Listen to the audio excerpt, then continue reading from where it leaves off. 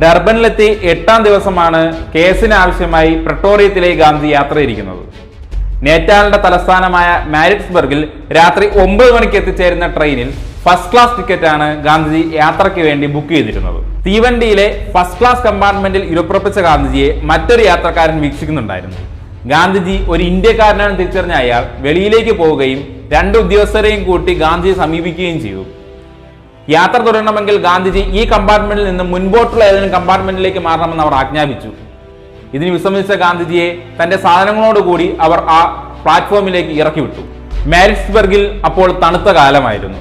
വിറയ്ക്കുന്ന ആ തണുപ്പിൽ ഒരു മേൽക്കുപ്പായം പോലും ഇല്ലാതെ റെയിൽവേ സ്റ്റേഷനിലെ ഒരു ഇരുണ്ട വെയിറ്റിംഗ് റൂമിൽ അദ്ദേഹം കഴിച്ചുകൂട്ടി.